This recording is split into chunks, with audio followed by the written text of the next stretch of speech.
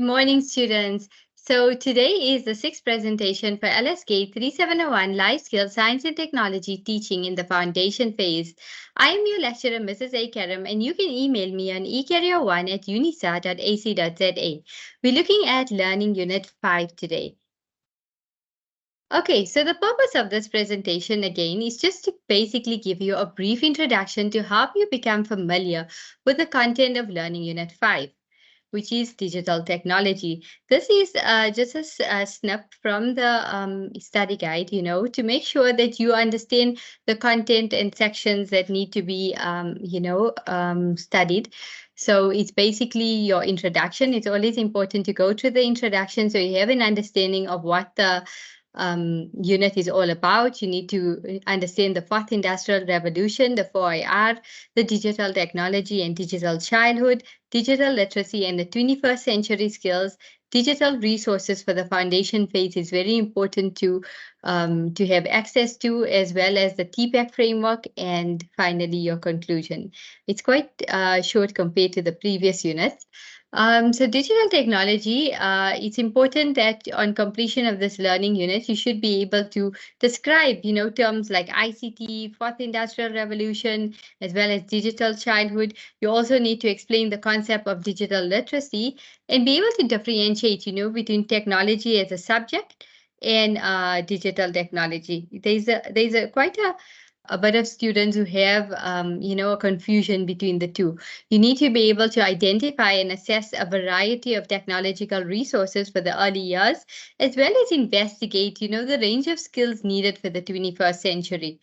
The illustration, basically you need to be able to apply the TPAC framework in technology-based teaching and learning, and also argue for or against the use of digital technology in the early years. Okay, so let's look at this unit. The previous learning units were about teaching technology as a subject.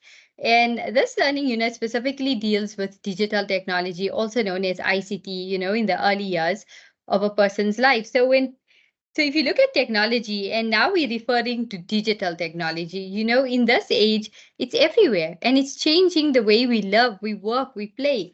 So this means that the new knowledge and skills that are needed to meet the demands of living in the 21st century and through the fourth industrial revolution. So as a future teacher, you need to find innovative ways for teaching, which should obviously include digital technology. So this learning unit will help you understand the era, the era in which we are living, which is known as the fourth industrial revolution. It will also help you to develop an understanding of the concepts digital technology, digital literacy, and it contains some examples of technological resources for the foundation phase. So while you study this unit, you will investigate some of the skills that are needed for the 21st century. And you will also learn about the TPAC framework, which is a useful tool for understanding the elements involved in teaching and learning with technology. So you're going to ask yourself these questions. What is the fourth industrial revolution? Remember, when you're looking at the digital age, the fourth industrial revolution, the internet, it's basically, in the last few years, the idea of fourth industrial revolution has been suggested by the World Economic Forum, to refer to the drastic and exhilarating development of technologies and the impact, on society at large. So we stand on this brick of a technology revolution that will fundamentally alter the way we live, work, and relate to one another. This is already happening, in its scale, scope, and complexity. The transformation will be unlike anything humankind has ever experienced before. So we do not yet know just how it will unfold. We've seen how it unfolded during the COVID-19 pandemic, where everything had to be digitalized, where we couldn't leave our homes. So, but one thing is clear, the response to it must be integrated and comprehensive. It needs to involve all stakeholders of global polity and, from public and private sectors to academia and civil society. So it's very important that you understand the fourth industrial revolution. And then you look at training the students in your classroom. Throughout history, technology has generated the promise of a revolutionary society and a revolutionary change in education. Seeing this, the future promises more of the same technological progression as well. So we are in an emergent stage, where we can start to see the development and application of new technologies coming in. And the best approach to follow in responding to the revolution in technology is to adopt a methodology of design thinking, particularly one that focuses on developing and exploiting the technologies that are surrounding us and that are people centered. So when we're looking at digital technology, you may have noted, you may have mentioned that if you look at the activity that is on page 121, under digital technology and digital childhood, they ask you to write down different digital devices you own. Now you need to reflect, what do you use these devices for? How do you use these devices, and what skills do you need to use these devices? And how do they make your life easier? So these are questions that you need to reflect on. Remember, our children, the children of this age, are basically using technology daily, whether it be using their parents' phones or having their own iPads. So technology can basically be a tool, for teaching and learning in the foundation phase as well. Yet other aspects such as pedagogy and content are key elements of the term digital technology that you need to read about. So we're looking at children born in the current generation, I know as a generation Alpha, and basically they never knew a world without screens. We need to accept that. They were born, as the first iPad was born in probably 2010, and as such, their lives will be seamlessly integrated into technology. From the moment they could see, screens were all around them, much more so than even children who are a decade older. So screens took photos of them from the second they were born. Screens were placed in front of them as babysitting devices.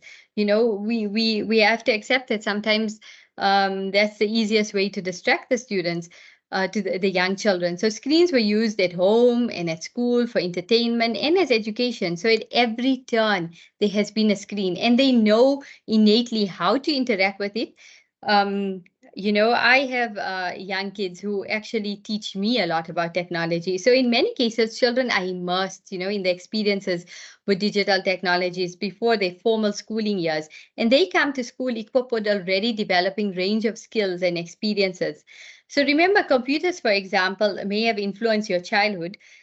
Computers may not have influenced your education as a child, but many developments occurred in respect of computers from your early childhood until the time you left school. So in that time, you may have, without actually realizing it, gone from knowing how to use a computer to using one for learning. So it brings us, to the next point, where technologies are not new. Even though we think digital technology is new, it's important to remember that technologies have always been created, and therefore all generations have had technology that influence their particular era. So when we look at the concept of digital technology, definitions of digital resources are fruitless because the evolution of these resources is too fast-paced for such a definition to be meaningful, So we should focus on the term childhood, since digital era was just another period in history. So there is a shift in the way children experience the world, how children interact with physical, social, and cultural spaces in contemporary society, and how learning and play are transformed in the dynamic and fluid context. So what we need to do, to these terms, digital technology and digital childhood, you have to consider, what does it mean for you as a teacher living in an era characterized by constantly emerging technologies? And these definitions and the rest of this unit, will hopefully give you some understanding of what it means to teach the present young, foundation phase children, basically to become digitally literate children, and how you can use digital technology in your in basically your teaching. So when we're looking at the 21st century skills, 21st century skills are often defined as a flexible problem solving, be it communication, collaboration, intrapersonal skills of self-management, time management, self-regulation, and adaptability.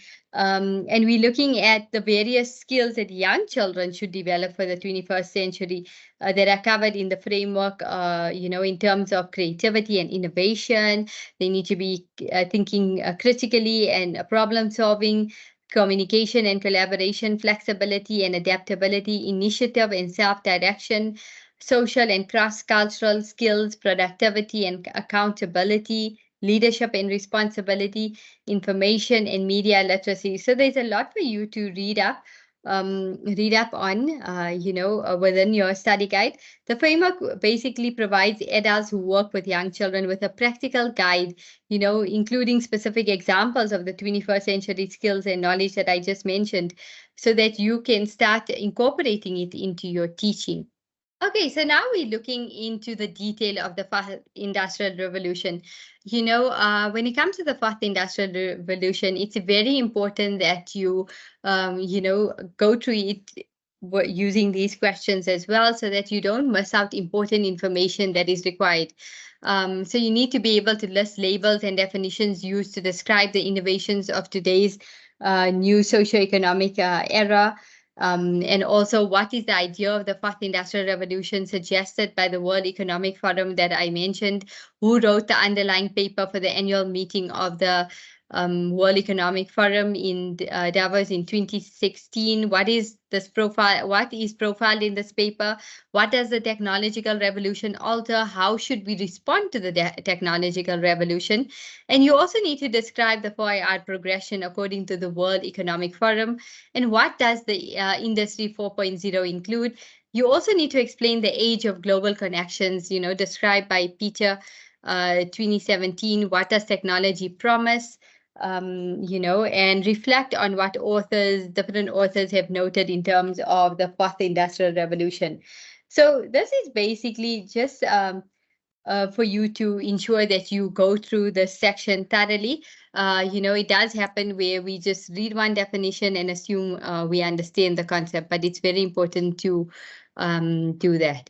Okay, so you're looking at this figure 5.1 that's in your study guide, where it gives you basically throughout history, technology has generated the promise of a revolutionary society and a revolutionary change in education by virtue of technological advances. So this is basically just so that you can examine how the cohort of how your specific learners in the foundation phase make sense of their world and how they fit in or stand out from others in respect to the way in which they learn and our thoughts. So remember, we constantly need to change the way we're teaching and bring in different digital technology things that basically allow you to keep up with your learners in your class who use digital technology regularly at home, or and this is the where the world has taken us. It's constantly changing. There's different digital devices that come out in more innovative and creative ways to teach in the classroom. Remember, school systems around the world are developing the ability to provide learning opportunities to learners anytime, anywhere. And this was something that happened during the pandemic, as well as something that is constantly happening in online schools as well. So it's important that you have a good understanding of this. Digital technology and digital childhood, as we noted, it's also important that you go through this very thoroughly, so that you can discuss it, or apply it that come up in your assignment, your exams. Remember that you also need to briefly look at the generational theory, which proposes that the era in which a person is born affects how he or she views the world. And think about it. Our value systems are shaped in the first decade or so of our lives, whether it be by our families, friends, communities, significant events, and the general era in which we are born. So all people have values, expectations, and an attitude that is based on what life was like when they grew up. So moreover, and very basically, the idea behind the generational theory is not to pour everyone into a mold. Rather, your age, your generation is an attitude that you need to consider. Okay, so this is basically questions that you can ask yourself, while going through digital technology and digital childhood. So how do you use the technology on a personal level? Why is technology so important in the professional or business world? And what has technology done for the educational system? You also need to define ICT, define digital technology. How is technology used in the foundation phase? And remember, we did mention what is your understanding of the generational theory? Look at the author's ideas on the generational theory as well. And what are children born in the current generation known as? We also need to describe this generation's children in terms of digital technology and think about technology, that came into being when you were a child. What impact did it have on your childhood? Did it impact on education? How did it influence your learning? According to Anat, what does technologies affect, and describe your understanding of the term digital childhood, with reference to, author's observations. So it's very important that you go through this thoroughly. Okay, so let's look at this diagram, figure 5.2, where we're looking at the generation terminology. Children are born in the current generation are known as Generation Alpha. They never knew a world without screens, like I mentioned earlier. So you're looking at the baby boomer, Generation X, Generation Y, Generation Z, and now the Generation Alpha. I know that it does get confusing, but it's important to understand how things progress throughout the year so that you do change your teaching strategies and things, that are required, to constantly keep up with the learners in the foundation phase. So we're looking at digital literacy and the 21st century skills. Also, again, I have gone through this very briefly, but this is also questions that I've created that you can ask yourself while going through this, this section. What is important in the 21st century skills? Define 21st century skills, and what do authors note about the importance of mastering these skills? What basic understanding does authors have about digital literacy? What does authors argue that education systems must respond to change? What was the focus in the industrial age? Since then, what was the focus shifted to? With all these changes in focus, what needs to happen with educational outcomes? And you also look at how authors argue about what and how students learn. You also can go through authors that mention about what skills is needed, for young children to manage the 21st century skills. Looking at the framework, that the Partnership for 21st Century Learning, and also what is included in this framework. What does this framework also account for? What are all the components of this framework interconnected with? We're also looking at how 21st century skills, does the P21 advocate to be integrated? Also, when should these learners be integrated in, should these skills be integrated in young children's learning? What will 21st century skills do for them? And also, what does this framework provide for adults who work with young children, And you also need to be able to name the skills covered in the framework to develop young children for 21st centuries, and also show the English language skills and outcomes that starts from toddler to foundation phase in terms of communication. It's all very important, when you're looking at, the skills and outcomes of communication, remember, toddlers at early preschool level at 2 to 3 years, they use language to share a story, to describe an event or action. When we look at preschool, pre-kindergarten ages 3 to 4, they use language to repeat stories or songs or rhymes or to relate their experiences. And when we look at kindergarten, 5 to 6 years, they describe an event or story and then draw a picture about it. And in foundation phase, they also describe an event or story by writing about it. So you may have noticed that the skills and outcomes fit well, with science and technology, specifically the process skills and the problem-solving nature of various learning areas. So now we're looking at digital resources for foundation phase. So it's very important that you start, researching and accessing digital marketplaces that can give you, thousands of resources. So I'm not too sure if this link currently works, but maybe it's something that you can click on and, find these resources that allow you to incorporate, different teaching strategies that are more for the generation of today. There's also some, I know during the COVID period, there was Vodacom partnered with the Department of Basic Education. So there was a lot of resources that were shared online that you can have access to, and be able to incorporate it into your lessons and just enjoy the whole teaching process. Now we're looking at the TPAC framework. So the TPAC framework is basically, it was introduced by Schulman, 1986. The notion of pedagogical content knowledge, which went beyond, knowledge of subject matter only and included knowledge about how specific content can be taught.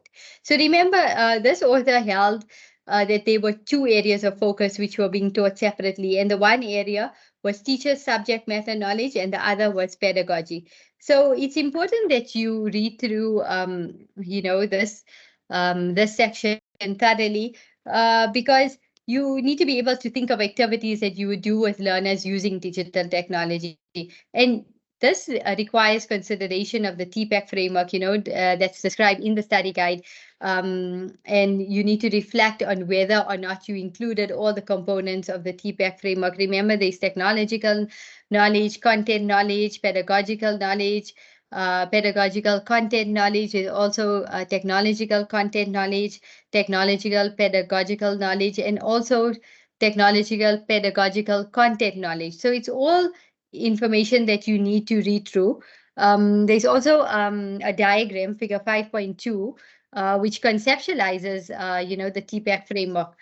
So in activity, you should be able to choose a specific activity using digital technology. For example, if you're using a tablet or watching a video, and thereafter you should have reviewed the TPAC framework and checked whether you had given thought to every component in planning the activity. So if you've given attention to a specific type of knowledge, why? And if you left out a specific type of knowledge, you need to know why, and what can you do to pay attention to it, when planning in the future. So it's basically questions that I created on within this section. You can understand who introduced this notion of pedagogical content knowledge. What content knowledge did it include beyond the knowledge of subject matter? The two areas of focus, what is the PCK area described as, and using science and example, what would be the subject matter? You're looking at, at basically all of these seven knowledge areas, and you also need to be able to describe each knowledge area and understand why this framework is brought to your attention, and also what do you need to consider when using new technology. So it's not enough you need to basically plan, and use additional online resources to practice your application of your new knowledge and understanding of the content of this learning unit, basically. So this brings us, to just looking at the conceptualization of the TPAC framework. So when it comes to technological knowledge, you need to, understand with what do foundation phase learners learn and foundation phase teachers teach. When we're looking at the pedagogical knowledge, we're looking at how do foundation phase teachers use technology to teach. And when we look at content knowledge, we're saying, what do I need to know to be able to teach? What content are learners supposed to learn? How will technology help me to find, gather, and become, up to date with the content for teaching and learning in the foundation phase in this generation? Okay, so this brings us to the end of this presentation. In this learning unit, you are basically introduced to concepts of digital technology, digital literacy, and the use of digital technologies in the early years. You also learned about the skills that are necessary for the 21st century and the elements of the TPAC framework in relation to the technology-based teaching and learning. As a final thought, consider this quote: technology will never replace great teachers, but technology in the hands of a great teacher is transformational. All the best, students. We'll see you in the next presentation.